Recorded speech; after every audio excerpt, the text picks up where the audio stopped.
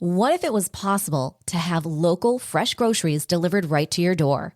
Think of all the free time you'd have. Well, Instacart gives unlimited grocery delivery for one low monthly fee. Forgot that special ingredient in your favorite dish? Instacart can deliver it to your front door in as fast as 1 hour. You can shop multiple stores, see deals in your area, and save time and money. I've been using Instacart for over 3 years. I started using them in Arizona, and I'm using them here in Florida. I love the time-saving convenience. They pick the freshest products, and they keep my eggs safe too. To receive your first delivery free, follow the link in the show notes so that Instacart knows that we sent you and to help support the show. Instacart. Never step foot in a grocery store again.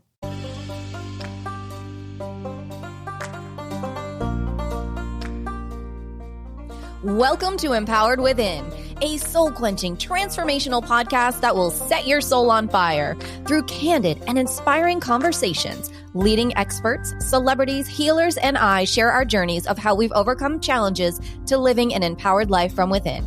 I'm your host, Jennifer Pilates. Welcome to another episode of Empowered Within.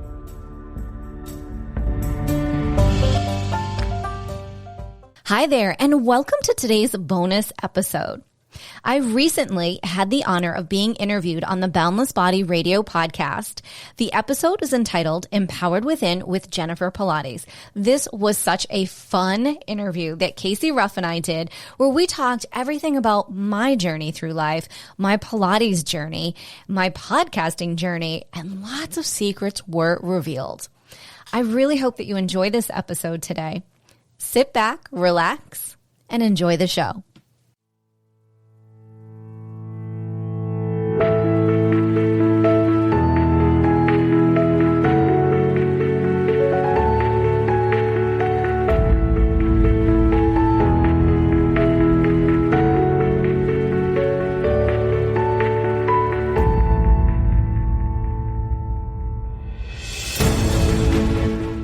Hello, and welcome to another episode of Boundless Body Radio. I'm your host, Casey Ruff, and today we have another amazing guest to introduce to you now. Jennifer Pilates has been transforming her clients' bodies, minds, and spirits worldwide for over 20 years. She is a celebrity trainer and advisor, empowerment coach, mentor, and podcast host. Jennifer is a third-generation Pilates instructor, as she had the honor of training directly under second-generation Pilates instructors and founders of the internationally renowned The Pilates Center of Boulder, Colorado. The Pilates Center programs are based on the classical Pilates fundamentals taught by Joseph Pilates himself. Jennifer is the host of the widely successful podcast Empowered Within, where she shares her inspirational, empowering, and transformational message. Jennifer's gift of intuition and healing has served everyday people, entrepreneurs, therapists, professional athletes, CEOs, celebrities, and others who seek understanding and who are looking to transform, empower, and live the life of their dreams. Jennifer Pilates, what an honor it is to welcome you to Boundless Body Radio. Hi, Casey. Thank you. I'm so honored to be here. Wow, I think I need to hire you. That was a lot that you just said about me. I was like, wow, this person is really intriguing. I'm like, oh my God, he's talking about me. Trust me, I had to cut that down quite a bit. And we always offer our guests anytime during this interview, if you're feeling a little down on yourself, if you want me to reread that intro, I will do it at any time. Just ask. Oh my God, I think I'm going to start calling you like once a week. Like, Casey, perfect. I need to pick me up. Here you go. Jennifer Pilates has been transforming her client's body. I love it. You're so amazing. The introductions are great. You are amazing. I've been really getting into your work, and I have to say I'm a little jealous of your name. It's nice to have the name that perfectly aligns with what you're going to do with your life. I think if my parents would have called me like Casey, like future NHL All-Star, that would have like really kickstarted my non-existent hockey career, and I would have really appreciated that, but they didn't do that, and so now I'm stuck doing this shit, you know? Right? Well, if we're being honest, Casey, there was a little boy who was about 8 years old, about 2 years ago, and he looked at me and he said, Miss Jennifer, is your name by birth or was that branded? And I looked at him in awe. And I said, I'm going to be honest with you. This was branding. This was not by birth. So, Casey, I feel like I have to be honest with you. Well, that's great. That gives me hope then. I can go down and brand my name as an NHL All-Star, and maybe my career's not over as a 38-year-old. So who knows? I don't think it is, Good. and maybe you don't need to be on the ice. Maybe you just need to be in the industry, and that could inspire you enough. There we go. Oh, I love that. That's great. I do want to talk to you about your super interesting story of how you found Pilates. You had to really go through it to find your true calling and passion. So can you tell us a little bit about that story? Yes, I did. It was back in 1997.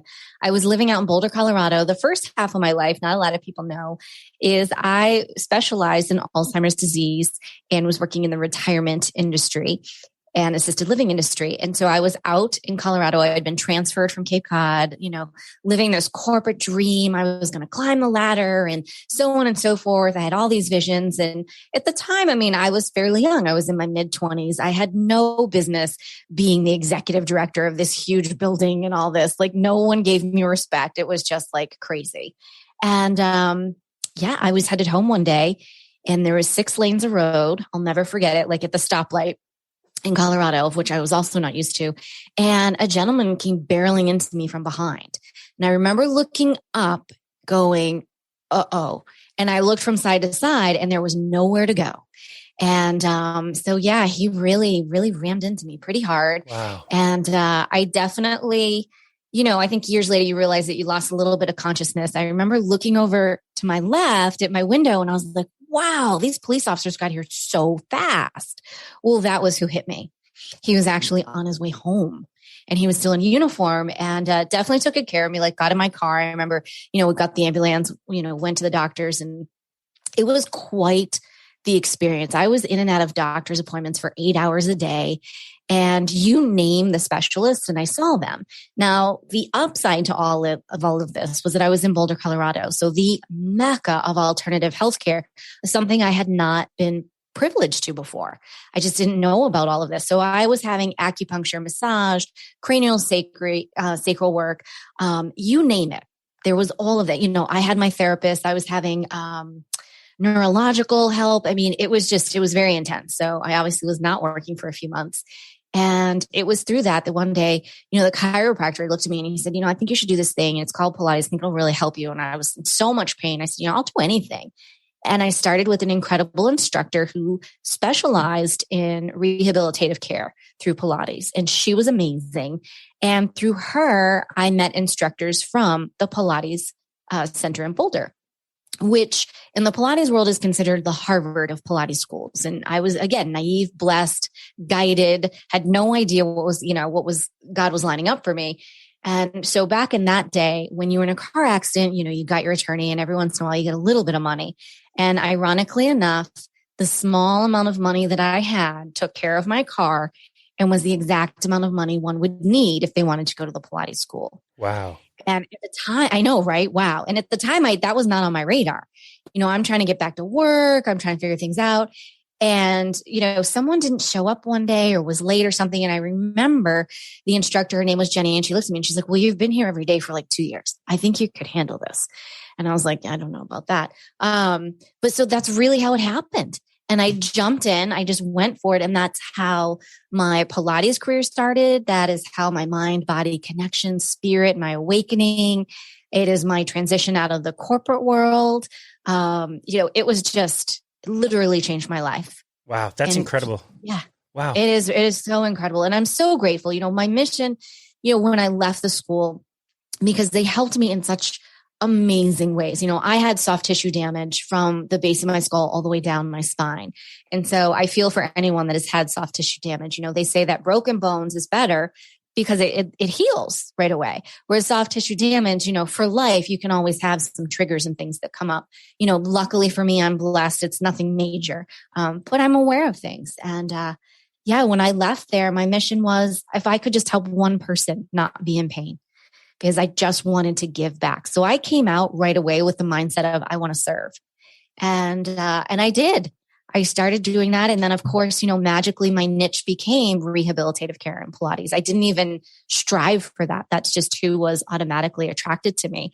So it was that element. And then a senior element also, because of course seniors have been a huge part of my life. And I'm a huge advocate in helping families and helping seniors through those phases of life. So it's an incredible blessing, incredible blessing. That's amazing. I think you've accomplished your goal of helping one person, or maybe a few people. Yes.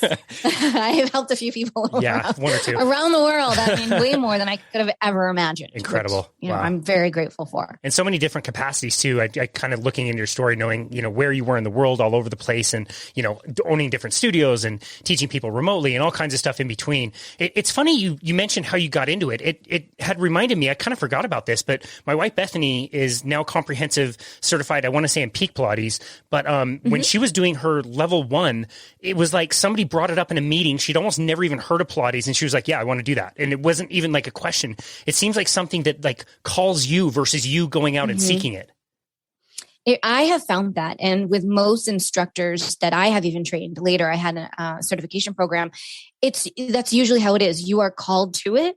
You are hurt and injured and brought to it. It's this magnetism that just happens. Wow. So before we get into some like things that surprised you when you started doing Pilates, it might be fair to jump in here and talk a little bit about the history, of Joseph Pilates and how he came up with the methods and how that's kind of changed and evolved over time. So Joe was an amazing man. Joe believed that you should do everything in moderation. So that man, he smoked cigarettes, he was drinking his whiskey, he was flirting with his instructors and everything. I mean, he just lived life. So if you can imagine, everyone, we'll go back to the 1800s. And that's really where it all began. So Joe was interned in a camp during the influenza outbreak. And he had already now been working with the method, which at the time he then later branded called Contrology, which then became the Pilates method, being named after him. And it was, he was a very sickly child. He grew up with rickets, rheumatic fever, really struggled. And so he was on a mission to find a way to feel better. He became so healthy, so strong. He was actually one of the original models for anatomy charts. Now, for those of you out there, I know you might only see those when you go into the doctor's office, but for some of us other people, we used to see them quite a bit, right? That's how you learned. It was in like an encyclopedia, which don't exist anymore, all that fun stuff. So he was so far ahead of his time. And he always stated that in the books that he read. He stated he was 50 years ahead of his time. So now coming back to when he was interned during the influenza outbreak, here he was in, if you can imagine, like a hospital setting. They had the spring beds with the little mattresses. And that's how he began designing what we know as today as the Pilates equipment. And during that time when he was there, they couldn't understand why all of these people were perishing during this time. Yet within his camp, they really weren't. And it was because they were following his rehabilitative program, which was the Contrology at that point, which is now what we know as the Pilates method. Wow. So quite an amazing man. And as the story goes on, his journey goes on, he was asked to join the military, the police aspect of the military, and he wanted nothing to do with that. So him and his wife, Clara, who was a nurse that he met on the ship heading to America. And so he cured her during the ship, which clearly, the ride was long, of her arthritis. They landed in New York City. No coincidence, they end up in a building that is filled with dancers. So predominantly for years and years and years, it was only the dancing community that knew about Pilates. And it wasn't because it was for dancers. It just happens to be that's where he started. And so that's where the story went. And he unfortunately, perished in his studio. It had caught fire many, many years later after certifying numerous teachers and healing numerous dancers and celebrities of that nature in that day and age. And he went back in to save the equipment, and he fell through the floor. And as the story goes, he was holding on, and he had inhaled so much smoke.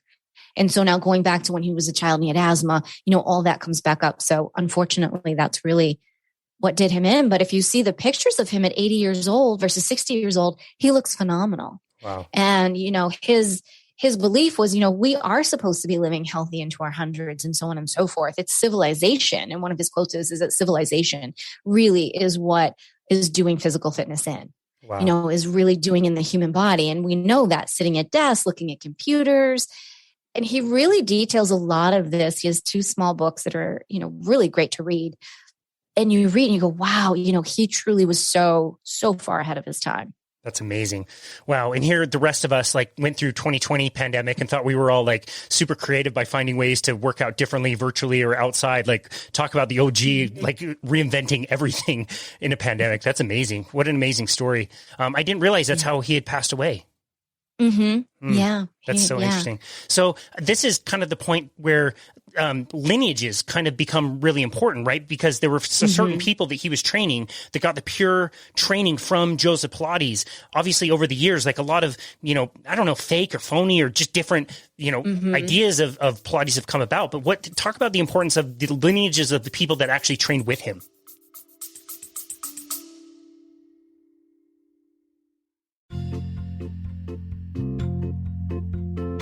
Are you ready to lose inches, increase strength, and tone your body from head to toe? Are you ready for a total body, mind, and spirit transformation? I am excited to announce that I am launching my exclusive 8-week Pilates Return to Life training program. This will give you an opportunity to have a total body, mind, and spirit transformation of health and wellness to a new lifestyle. Imagine in 7 days you will feel a difference, in 14 days you will see a difference, and in 8 weeks you will have your new Pilates body. So what do you say? Want to join me on the mat? Head over to jenniferpilates.com today. Space is limited. Use this special promo code EW and the word special, EW special, to receive $200 off while space is available. Head on over to jenniferpilates.com and I'll see you on the mat.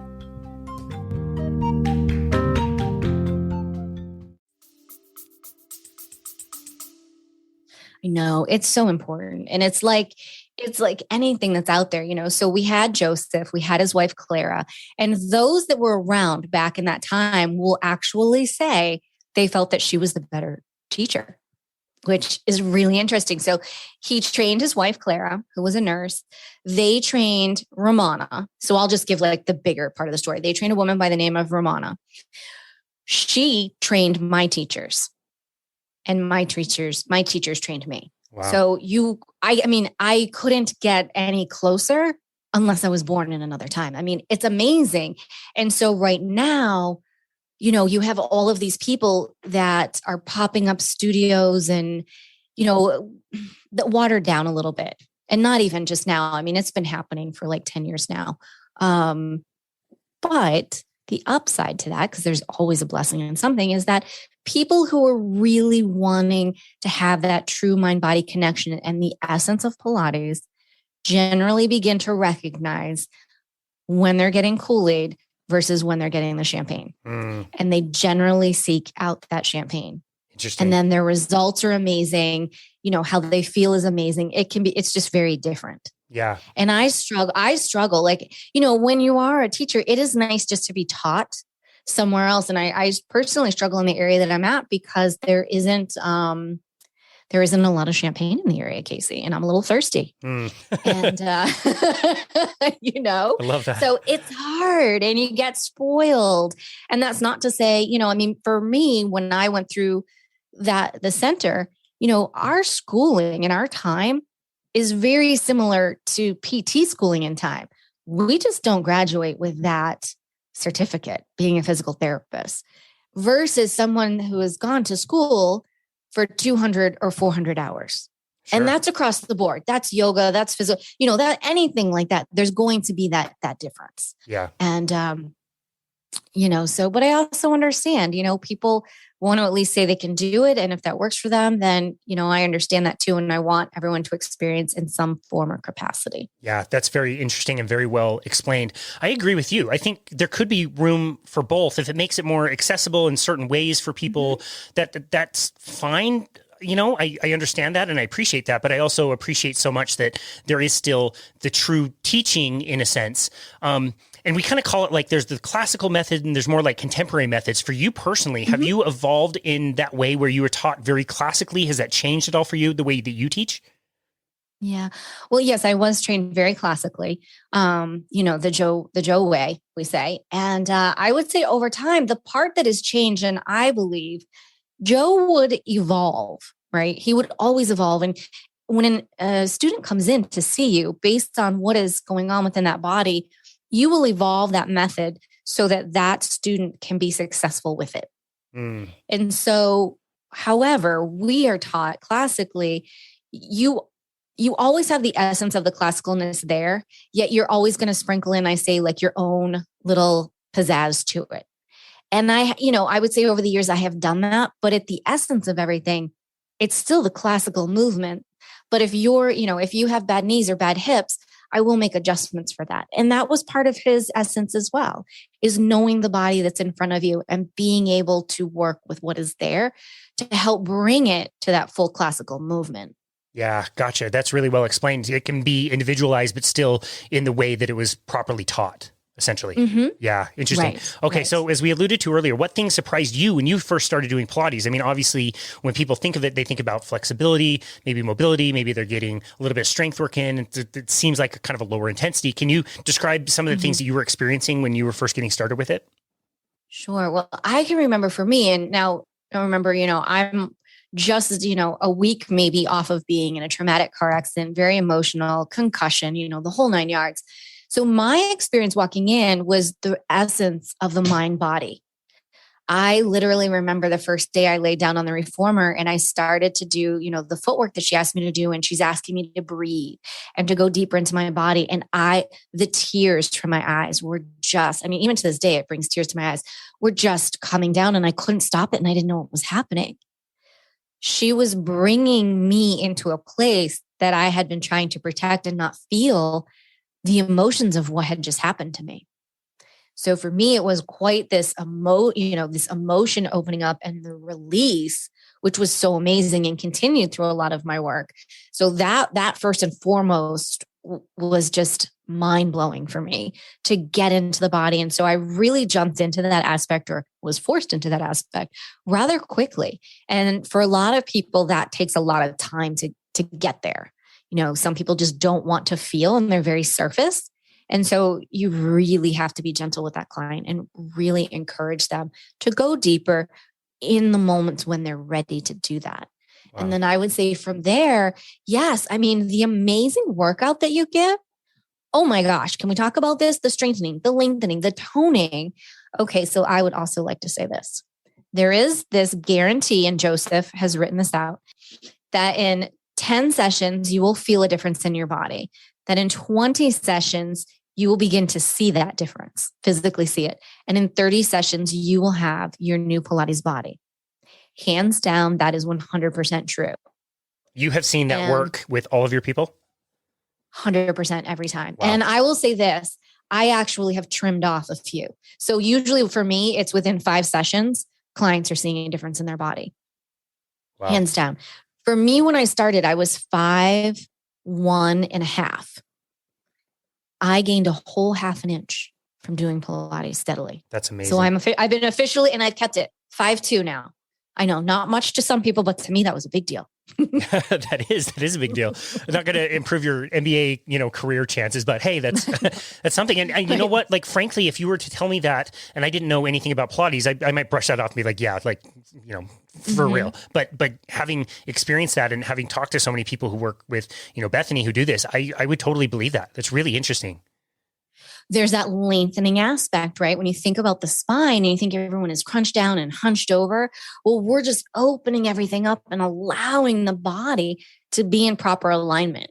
And the other thing that's really interesting about Pilates that people, they don't always understand when they first walk in is, say you come in, Casey, and you're like, oh my God, Jennifer, my right knee is really killing me. And I'm really like, okay, well, I would look at your gait, kind of watch a few things. And then I would say, okay, I would get you on the reformer. We'll get going. And you would probably be like, well, aren't you going to look at my knee anymore? And I'd be like, no, I'm going to focus from your core, from the center of your body outward. Because when we do that and we go deep, we're going to realign everything else that is out of alignment based on that knee being in pain and that knee having an issue. Or it could be your shoulder or something else. So if that right knee is out, then that left hip is definitely going to have something going on. So that's how meticulous our school is in the teaching. That's how deep we go within the anatomy to say, okay, I'm aware that that's going on. That really tells me what's going on in the other aspects of your body. So we want to really work on that whole body. Wow. This is why it has been so valuable to have all the anatomy trains posters down in the Pilates studio, because you can point out and say like, yeah, your shoulder's hurting, but that's not where the pain is. That's just where it's manifesting. It's connected to the opposite side lower body. And we need to work on your hamstring or quad or something completely different. And people are blown away that you're not going to the source of pain, yet you're getting fixed by addressing other issues in completely seemingly different parts of the body, but that's not how we're made. Right. And 9 times out of 10, someone will come in for one issue or one ailment, and I'll find a whole handful of others on top of the emotional stuff that's in there, which I'll get out, that's going to be released. And it's just like everything, it's like dominoes falling into a beautiful synchronicity event when it really starts to happen. And when someone keeps that work up, there's no telling what you can and can't do at that point, because you're so taking care of your body. Yeah, that's so important. I was just going to say, the funny thing, the only other poster we have downstairs is an emotion wheel where people can identify some of the emotions that they're feeling, where they might not be able to vocalize it, but they can read it in a certain context. Then it helps them kind of express that, because you can't separate the two. That's so important. I'm really so glad that you went there with that. So important. Oh my gosh, you'll have to send me a picture. I would love to see that. That's great that you have that in the studio. Yeah, it's been a really magical area that we got to build up during the pandemic and create our own space, which has been really cool. So yeah, I'll definitely send you a picture. It sounds like you've been able to do the same with all your virtual work, which I definitely want to talk about. Before we do though, can you talk about some of the different apparatus that are used and how they're used for different people, and where you might be thinking about one versus the other depending on the person? Sure. So there's lots of pieces of Pilates equipment, and that's where people get tripped up sometimes too, because they'll be so excited that their gym suddenly has Pilates classes and they're on a mat and they walk out and their neck hurts and this hurts and that hurts. And when this method was developed, his intention, and there's hundreds and hundreds of exercises, by the way, of which half the population doesn't even see unless you're, with a private trainer, is that his idea was, I'm going to start you with one exercise on one piece of equipment. There's 5 in total. And until you can master that on each piece, then you get to go to the mat. And then you get to move on to the next exercise. And I mean, clearly that's not how people teach at all. And that's totally fine. Like, I've never taught that way, and I wasn't taught to teach that way. So you have the mat, which that's you. And that's all you. So if someone has an ailment of any sort, I would say that's not necessarily the best place to start unless you have someone really overseeing you and able to make the adjustments for your specific body. So that's first and foremost, because 9 times out of 10, then you've got neck issues and low back issues. And that's just how it runs when someone jumps into this and they don't have that core capacity, that connection just yet. And the reasoning behind the equipment is that, for instance, when you are on the reformer, you have shoulder blocks, you have a place to put your feet, you have, sometimes if you're using the straps, a place to put your hand. The moment your shoulders connect with that block and your back is laying down on something and your feet are on something, you've got an automatic mind-body connection. So your mind can sort of click on a little bit quicker. Whereas when you don't have that there and you have to find it on your own, that can be very difficult if you're not used to the work, so to speak. So that's really when the equipment comes in, it's to support you. It's like the peel on the banana, right? The banana is all protected in the peel. So when you're getting on that Pilates reformer, you're very well protected by that reformer. And then you have the Pilates chair. You have a high chair and a low chair, depending on different work you're going to do. And more of that, depending on the client, of course. You could be sitting, you could be standing. And the same exercises can be performed on that. And then there's the beautiful Cadillac. And even now, and I know where your wife is trained with Peak. Now, Peak was the original Pilates equipment company that my school used to work with. So they Peak in the very beginning with the original owners. I'll say it that way. They were amazing, and they made the equipment almost identical to what Joe made. And that's what I originally trained on. And then over the years, as there is with any business, and there's always some kerflunkles that happen and things happen and new people buy out businesses and so on and so forth. So it changes a bit. But that's really, I remember going and watching Peak make equipment. Wow. Yeah. a big deal. So there's all these different pieces. And now fast forward, you have what I would call portable studio home equipment that you can find, because the average bear is not going to spend $5,000 to $6,000 on a reformer. Right. And I'm not going to suggest that anyone do that. There are, if you have a home and you have small spaces, there's plenty of other companies that make decent equipment to have at your home that is going to work. You will be able to do the same thing, and it's going to work for you. Wow. No, that's great. We have the mat, obviously, reformer, tower, and unfortunately, we've got a chair on the way.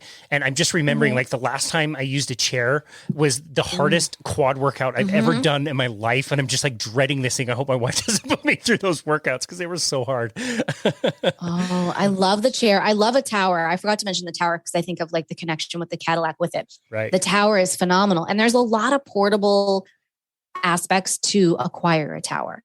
And so that's always an option too, when you're looking at the various different companies that do make Pilates equipment now. Interesting. So maybe this is a good time to ask this question. Like, if somebody wants to start with Pilates and do this at home, what are a few of the simple things they should think about investing in? First and foremost, get yourself a yoga mat, a Pilates mat. Maybe invest in a yoga block or a yoga dowel, I think they call it. So, and because I'm thinking of props that you could support yourself along the way, if that's the least that you can do, some free weights, 3-pound weights, some of those stretchy bands. What do we call those, Casey? TheraBand? Besides stretchy. TheraBand. There we go. Thank you. The TheraBands. Those are always good to have. You know, all that little stuff. Now, if we're going one step below that, I would say have some bottled water on hand. You know, use the bottled water. There's lots of different ways. You don't have to go and spend all the money on the sliders. You could use towels on the floor. Plenty of different things, because I don't ever want financial obligations to keep someone from not being able to have this and not be able to experience it. So there's always a way. So you can always email me. I'll come up with something for you. Wow, that's amazing. Yeah. But other than that, I would say, you know, do you have to have a portable reformer at home?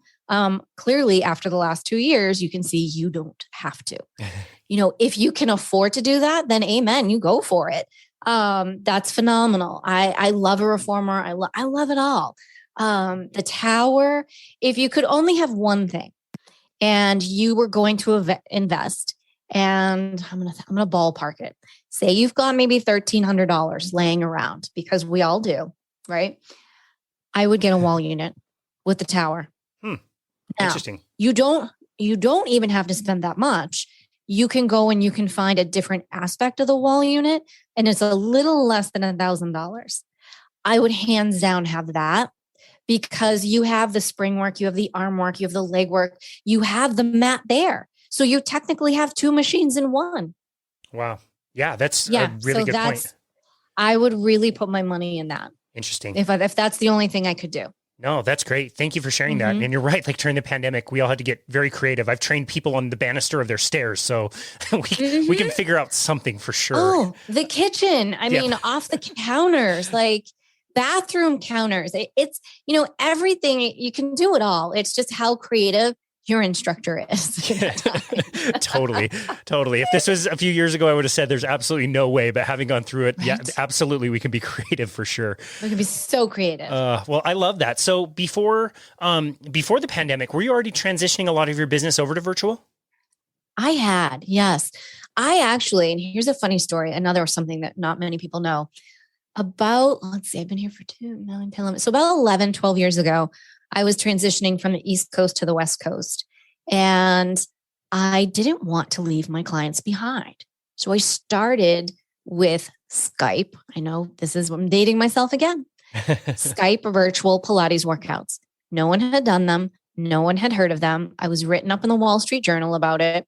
I had a handful of clients that were doing it. It was, and I have no shame in saying this, completely unsuccessful, people, completely. I am notoriously about 5 to 7 years ahead of the industry. Well, I was very ahead of the industry. Nobody, like a handful of people did it for, I don't know, like 6 or 7 months. And then they just weren't doing it. They didn't want to do it. And I said, okay. And I said, well, I tried it, been there, done that. And then I had boutique studios in my home while I was out West. And then I was guided one day and just said, okay, all of a sudden you need to be virtual. And this was about 5 years ago. And I thought, well, I love that idea because I love to move. I love to travel. And so I started working with another company at the time, and I was making videos and doing all this, but it still wasn't live training. So it took off a little bit, but not super fabulous. And, then the pandemic happened. And then, I went from being out in Arizona to down here in Florida. And finally, it has caught on. And so I was laughing. So in the middle of the pandemic, when everybody was doing virtual and everybody's giving out free classes and doing this and doing that, I wasn't doing any of that. Wow. I had my because I already had my private clients. It was like everybody forgot Business 101, which could be a whole nother podcast. And that is something that I help a lot of wellness studios and Pilates instructors with is, people were being very reactory instead of taking a step back and going, okay, how can I really pivot this? And a few people did it right. And they really did well with that. But it really has opened up the opportunity for people to embrace the virtual world. So now it's like, oh my gosh, like my clients are like, we've been doing this. And I'm like, I know, just keep doing it. But now I have people coming out of the woodwork, and I have a little bit of a wait list now because I exclusively have been doing privates. And so it's, wow, that's amazing. It's all in what you want, and it's all in your clientele. And what does your clientele want from you? And if it's classes and it's videos, then you do that and you do it good. Don't follow Betty Lou down the road. Yep. I want you to own it, and I want you to really put your heart and soul into it and go for it. Oh, I totally love that. That's amazing. Thanks a lot for not telling the rest of us about the pandemic. You knew it 3 years before it happened. You could have shared the message. Sorry. No, that's amazing. Like I really love and appreciate talking to people who took a really terrible, situation and turned it into something different, adjusted with the times, and wasn't just set in their ways and so much craving, wanting to go back. Like there's no going back. This is a new reality. We want to do something now for the future that's different because the world is changing and people are wanting different things. And so I so much appreciate, all the people out there that actually took that as an opportunity and imagined a new future rather than, craving going back to the way things were, because obviously that was not sustainable in any particular way. Right. I agree with you 100%. No, there is no going back. Like, does anyone even remember what life was like before? And it literally, here's what, dare I say, I find this very amusing. But I'm also watching with a different bird's eye view than the average bear is literally people don't realize life is changing by the hour now. It's not by the day anymore. It's not by the week. It's literally by the hour. And we're just tipping the iceberg here with all of this. So there is so much more. And when I say this, I can feel like someone like cringing. It's like, no, this is exciting. This is an opportunity to dream bigger than you've ever dreamed and to finally be free, to flap your wings, spread your wings, and just go for it because everybody's doing the same thing. Yeah. Oh, I so much love that. There's so many rules that everybody thought we had to follow, pre-pandemic that just kind of got shattered. And there's not as many rules or restrictions on people as people think. And again, it just takes that creative, desire and the willingness to go through a purification process, in my opinion, of making mistakes, but trying to, create your new vision, not in a way that's competitive with anybody else, but in a way that you want your life to be. I think that's so critical. I'm so glad you went there with that as well. Can you tell us some of the advantages and disadvantages of working with somebody in person versus working with somebody virtually? Because I think a lot of people would kind of think like, yeah, virtual, you're going to lose something that you don't get when you're working in person, but I don't necessarily think that's the case. I agree with you. I don't feel that that's the case. And I had a client most recently who honestly was begging to get on my schedule. And I just was like, I don't have time. He's like, I'll do anything. And I said, okay, but it's going to cost you. Like, I don't have time. So we made it work and he has been amazed. And one of the compliments that he gave me, which was a little funky of a compliment. And he said, he travels all the time. And he said, oh, I'm going to be going back to this mountain town. And he said, I'm going to be in the studio. He goes, but yeah, she does things differently than you. Yeah. He goes, but that's okay, I guess. And I'm standing here and I went, wow, he gets it. And now this person is, very high end with golf, and we're doing all this rehabilitative work, and we're perfecting, his golf swing and opening up his body so that he's better, and so on and so forth. And it was really amazing. Like, he didn't realize what that meant in that moment when he said that to me. And I thought, wow, because sometimes you do, your ego, you get caught in your head, because I'm like, dang, here I am trying to find a studio that I would enjoy going for someone else to work me out in, and I can't find it. And I know better. Like, just do it at home. Right. But so we all get caught in it. We all get caught in that. So I would say, let's start with advantages. You're at home, or you're in your she shed, or you're out back and you're outside in the sun.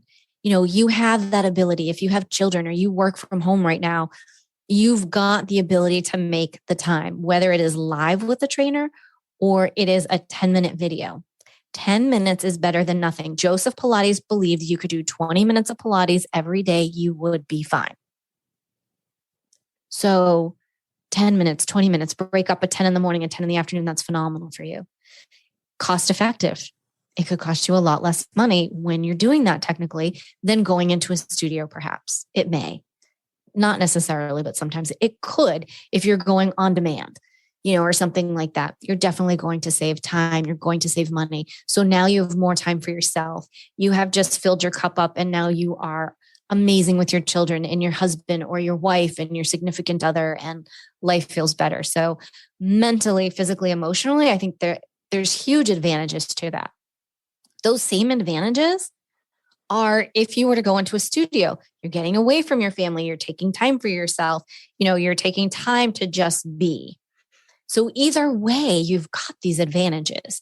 It's just what works for you in this day and time. And maybe you have the ability to do both. That's great. I'm trying to think of a disadvantage, Casey, and I can't really come up with one, because I feel when you're in the virtual world, like me as an instructor, I don't know how you feel, I am much more available with my schedule this way than I ever was when I had a studio. 100%. And my clients that would be listening to this, they'll know back in the day, they paid double if they wanted me before 9 a.m. Wow. That was just how it worked. Just how it worked. Yeah. Because I knew I wasn't my best before 9. But if you really want me, I'll show up for you. But I will, and it's hysterical, over the time or after a certain hour in the afternoon, I knew that wasn't my peak time. It's hard to come up with a disadvantage. I mean, even maybe for someone who enjoys the class environment. However, I know that the way some classes stream right now, you can feel like you're in the class. Yeah. I know that people are not missing a beat when I'm training them virtually, because I'm right there. I'm on them. If anything, they probably get more of me, and we have a little bit more flexibility with the time, and, there becomes some life coaching going on here and all of that. So there's so many advantages to the virtual world. Yeah. Wow. I absolutely love that. Again, no turning back. We just got to keep rolling with it. Yep. That's right. I love that. I think most of my work is kind of a 50-50 split where I'm doing some virtual and some in person.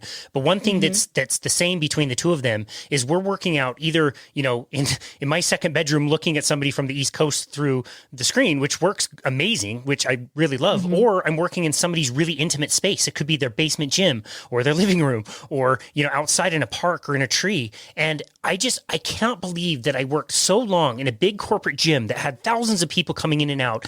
I had no idea how much all of that energy was affecting me all the time. I used to think I was an extrovert and loved to go out and watch football games and go to concerts and big crowds. And I just learned wow, to really be more introverted, face inwards, get really intimate with your clients and get to know them and their lives and their stories is so much more enriching. I'm sure you found the same thing. Absolutely. And that goes back to what I said, and that's how my coaching, kind of was born, because I always was doing this healing work with clients. There's the Pilates, and the Pilates is healing. And then there's the healing energy. And then there's that aspect where after, a session, someone goes, do you have a minute? I'd really like to run something by you. Or, hey, before a session today, can we talk a little bit? And it just becomes this even more safe environment virtually than sometimes when someone comes into the studio, because it is a studio, right? They'll talk for sure. and vent, but it has not been the same. I found so many more people being vulnerable and just really opening up. Wow. Yeah.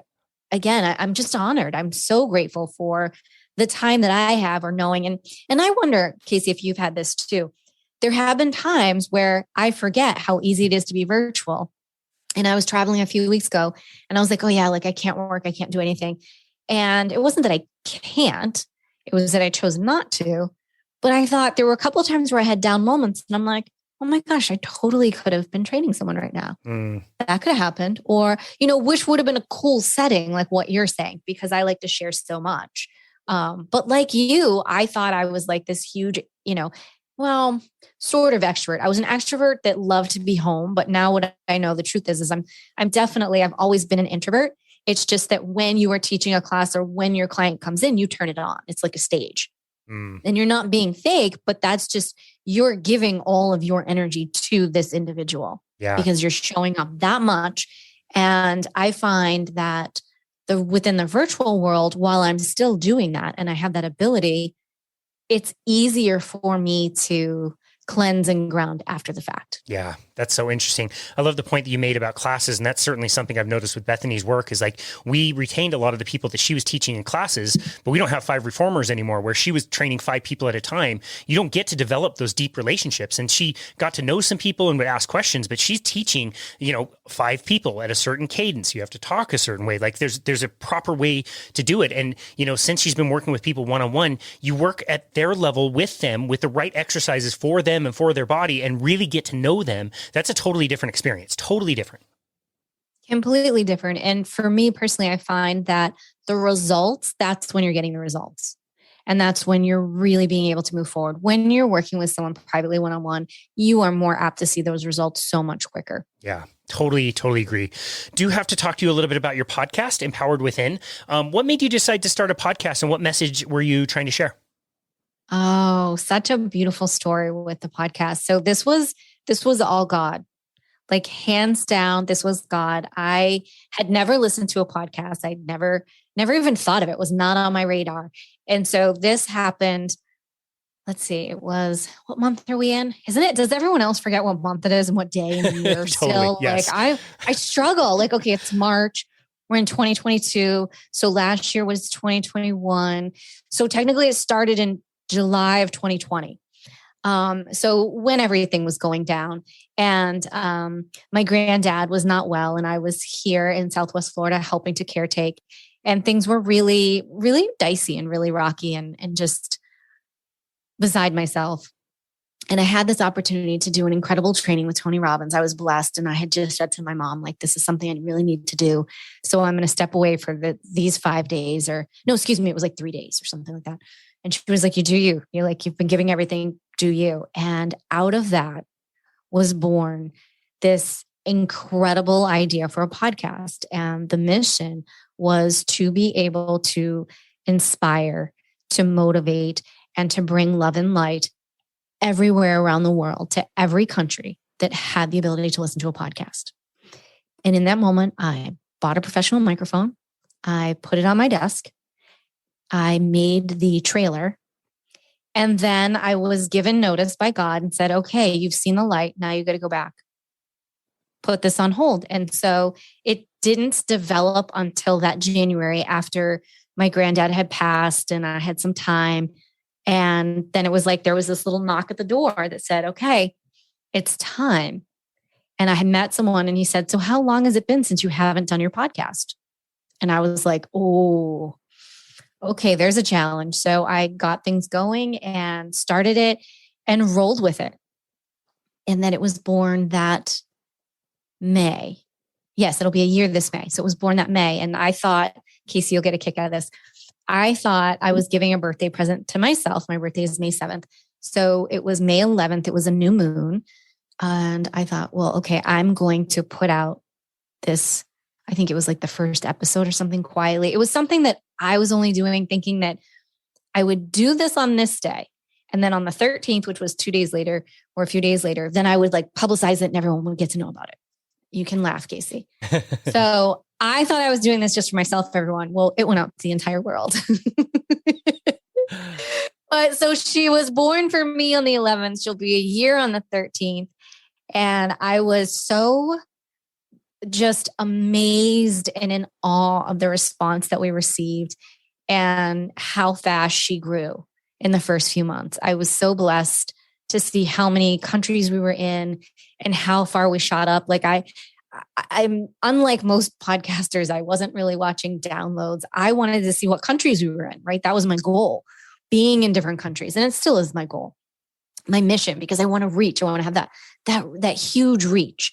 And, you know, I had a friend who had been a guest on the podcast. And one day I saw he put up numbers or something online on social media. Like he was like, oh, I'm so excited. We're in such and such a percentage. And I said, well, how do you even know that?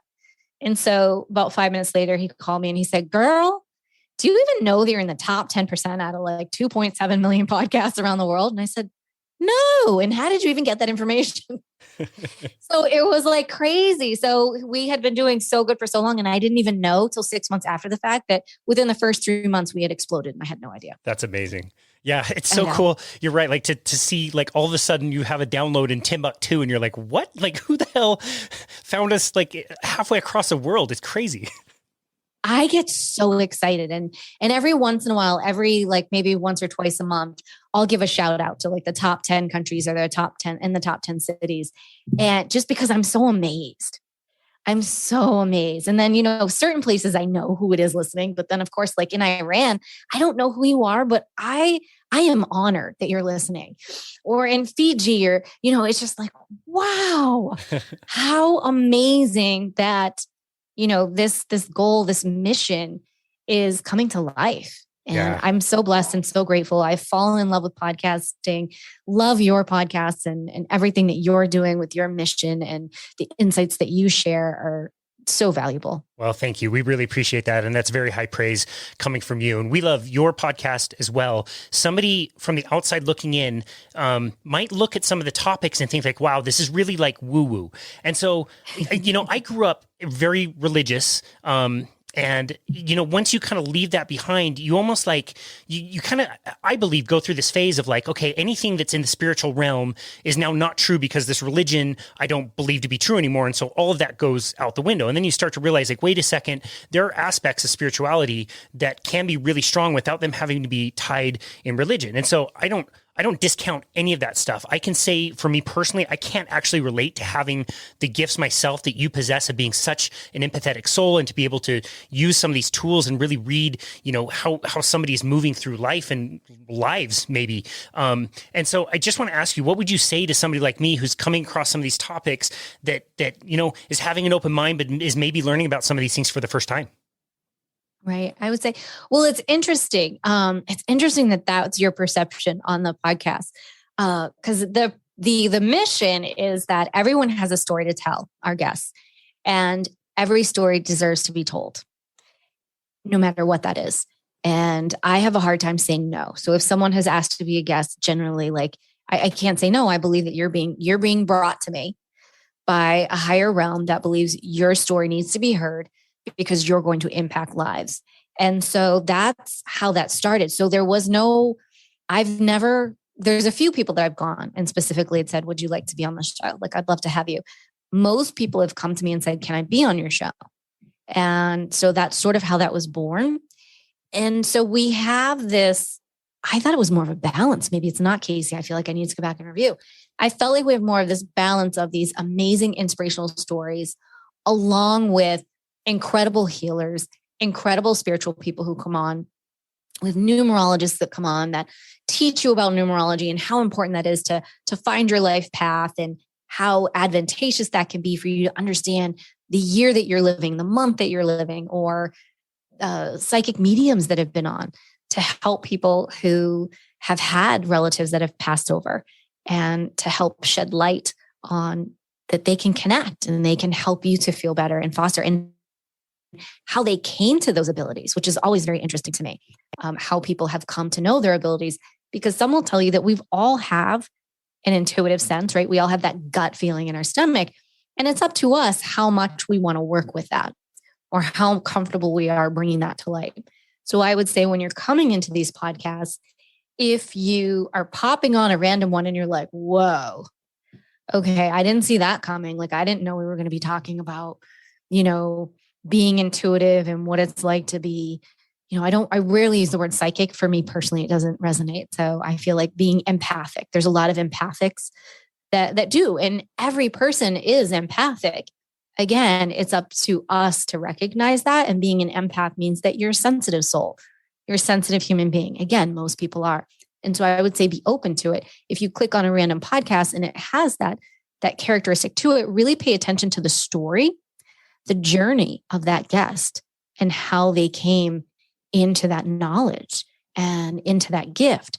And somehow there's probably a seed that will be planted or something that will come up and you will resonate in some form with that. Yeah, totally.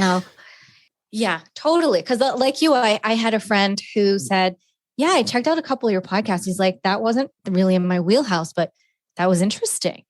And I say, just be open to everything. But generally everyone has the story, and how their journey has unfolded could be very similar to where you're starting, and you may not understand. Right. And so there's so much to that with every guest that we have come on. Well, whether they're No, I was just going to say, you certainly do such a great job of telling those stories and capturing those stories. I mean, just this morning, I was listening to the recent episode you did with the medium.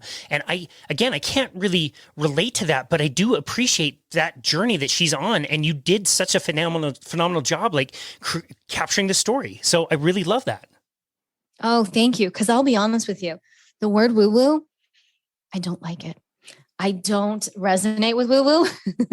And it's really not, it's the opposite of probably what I'm trying to do with the podcast, which is really highlight someone's story. But if they happen to be like this, the last one, like Laura, she is an incredible psychic medium. How refreshing when, you've just lost someone and you don't know, and maybe you don't even believe in this kind of stuff.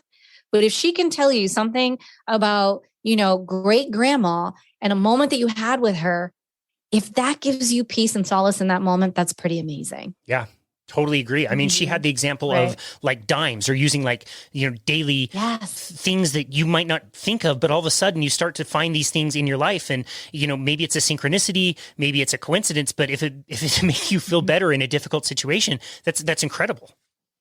Oh, totally. Or like further back when we first started the podcast, there were some guests that came on that had some pretty, let's just say heavy journeys that they've been through. And I was nervous. Truth be told, I was very nervous. I wasn't sure how they would be received, because these were some topics that personally I was kind of uncomfortable with. I wasn't familiar with. This wasn't in my wheelhouse. And both of them had written some books. They were so well received, and they helped so many people. And that's when I realized you say no to no one, because even though I may feel uncomfortable, there's someone else that needed to hear about this human being that went through, sex trafficking, and how they came to the other side, and how now they're this best-selling author and they have this incredible life, or how they were, sexually abused as a child and the journey that they went through. And how do you come out of that and be where you are today? To be able to resonate and know that they've been through X, Y, and Z, and they've come to the other side. And maybe you pull one piece out of that. I'm someone who believes every person that I talk to, I learn something from. It could be something big. It could be something little. And again, that's the essence behind having every guest that we have. And there's no rhyme or reason when I release them, because I thought about that. The more I think and I let my ego get involved with the podcast, that's when I stop and I push back and I go, nope, this person came, this is what they said, here's what we work with, and we put it out there to be able to help people, to inspire, to motivate, to know that wherever you are in this moment in life, you are going to get through it and you're not alone. Wow. And hopefully within one of the podcasts, we've given you some insights and we've given you tools to work with, and or a contact that you can reach out to. I love that. Wow, what an amazing way to approach such a special medium and such a special way to get a message out there. And I absolutely love that. You're doing such a great job of capturing those stories and really accomplishing your goal with that. So, I mean, kudos to you. It's something that I really enjoy. I'm very much looking forward to catching up on the rest of the episodes that I missed. I listened to the first several 5 or 6 and the last several 5 or 6. And so I'm looking forward to getting into some of the others. Speaking of your podcast, we are up to basically our second to last question. And I don't know if you've ever heard this one before. We're getting to the part of the interview where I ask this one question. Are you ready? Casey, I think so. Have you heard this one before? I might have heard this before. For the listener, this is Jennifer's signature question after she interviews the people. And then the question she's asking isn't the "Are you ready?" question. It's one right after that. And the question is, what is the one thing that the world does not know about Jennifer Pilates? Oh my gosh, that's so close. I have to tell you, Casey, I had a guest spin my question on me recently, and no one had done that. Was it Sean? It was not. Oh, it was somebody else. I heard it. Someone else. And I was, it was Neo. It was Neo Positivity. Neo. Yeah. Yep. I was blown away. I mean, there was like this huge gap of editing, I have to say. Like there was such quiet. I was like, oh my God, Neo, like you really, because when I am host, I am host. And when I'm guest, I am guest. So I'm not mentally in that, like ready to answer a question necessarily. Totally. Okay. So going back to you, sorry. Now I'm like deflecting. So what is one thing in the world that no one knows about Jennifer Pilates?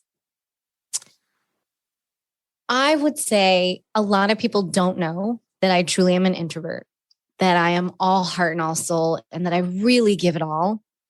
And I always do, even and to a detriment at times. And I'm working on that. I'm really working on that boundary. But I'm really actually an introvert. I enjoy being home. I enjoy my fur babies.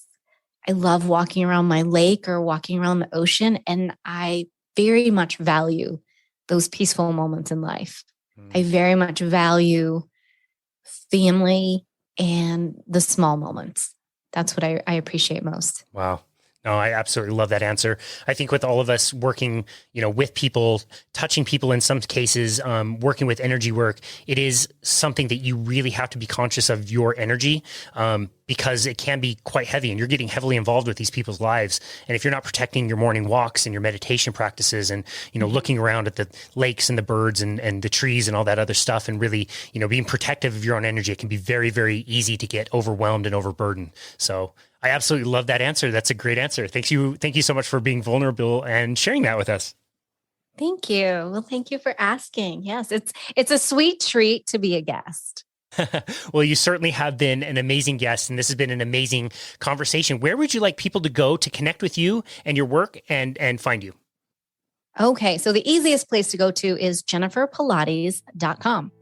I am there. You can find me on Instagram at the Jennifer Pilates and on Facebook, Jennifer Pilates, on Telegram, the Jennifer Pilates. But to keep it easy, just head over to jenniferpilates.com. You can find out everything about virtual Pilates, the podcast, intuitive readings and coaching, and reach out to me. Send me a message and I'd love to continue a conversation with you. That is incredible. We will link to all of that in the show notes. Jennifer Pilates, like I said, amazing conversation. We so much appreciate you and your work and your willingness to put this great energy out in the world. It's certainly something that is more needed, and we just really appreciate your work and for being willing to share that with the world in a way that's really genuine and authentic. And the way you do your podcast to tell people's stories is just, it's so easy to connect to, and we really, really appreciate it. So thank you so very much for everything you do. And thank you so much for being on our show today. We really appreciate you.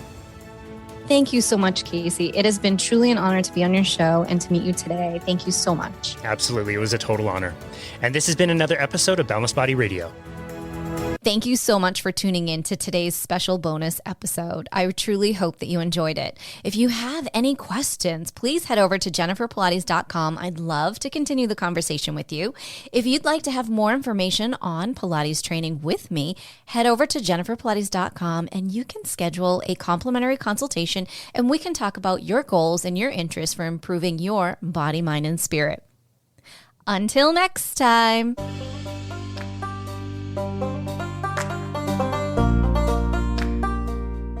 Thank you so much for tuning in to another episode.